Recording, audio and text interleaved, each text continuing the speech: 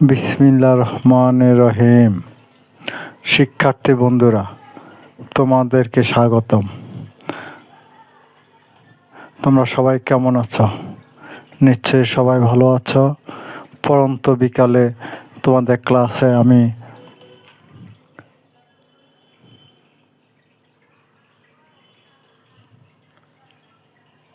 Mohammad Kamruzzaman, ICT শিক্ষক, সুয়াফা গোলাম কিবরিয়া মাধ্যমিক বিদ্যালয়, শাহরাস্তি, চাঁদপুর।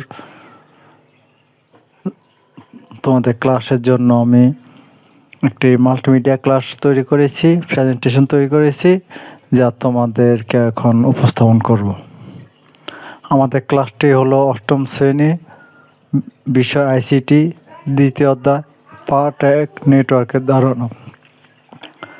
আমরা নেটওয়ার্কের ধারণা সম্পর্কে জানব।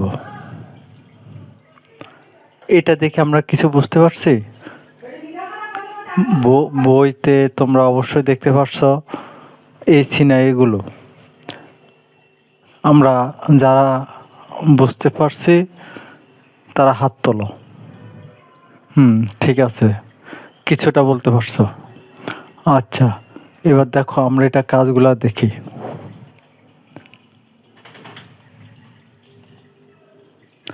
আমরা এবার দেখব নেটওয়ার্ক কিভাবে তার কার্যক্রম চালায়।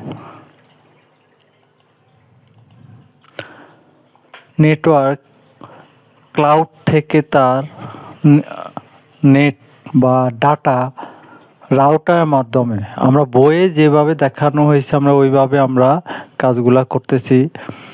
বইয়ের দিকে তাকালে আমরা বুঝতে পারবো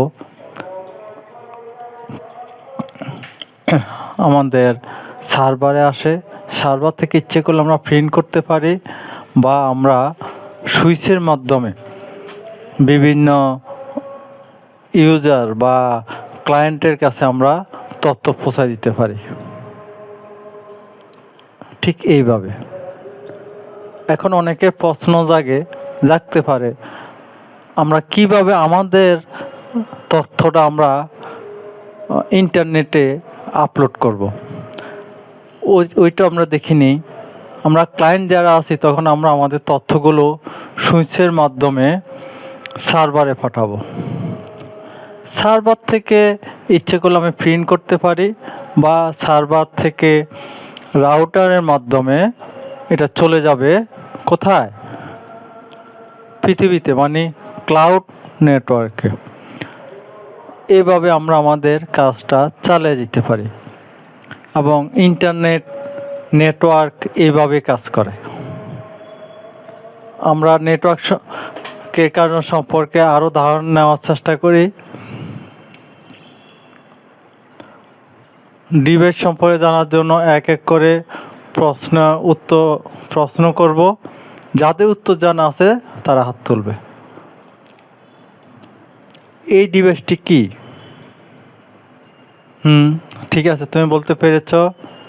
হ্যাঁ, ঠিক আছে, এটা আলমারির মতন দেখা যাচ্ছে। তবে হ্যাঁ, এটা হচ্ছে সার্ভার। এখানে কি দেখা যাচ্ছে? এখানে দেখা যাচ্ছে অনেকেই কিছু একটা শিখছে, দেখতেছে। তার মানে এখানে একজন লোক একটি তথ্য সবাইকে শেয়ার করছে।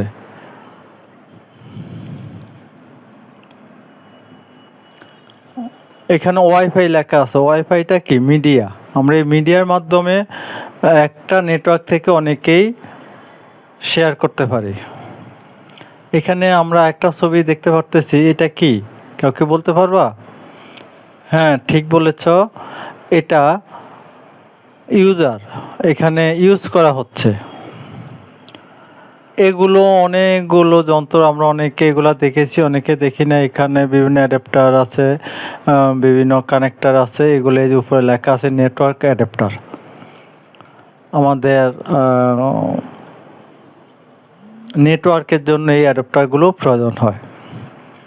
এগুলো ইউজার। আমাদের তথ্যগুলো প্রিন্টের মাধ্যমে পেতে পারি, ফেসবুকের মাধ্যমে আমি আমার তথ্য দেখতে পারি, আবার তথ্য দিতেও পারি। এটা কি দেখা যাচ্ছে?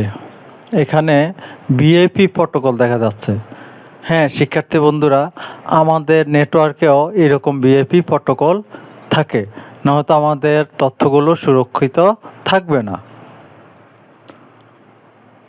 আজকে ক্লাসে আমরা যা যা শিখলাম এর উপরে তোমরা 200 ওয়ার্ডে একটি প্রতিবেদন লিখে আনবা। সবাইকে ধন্যবাদ।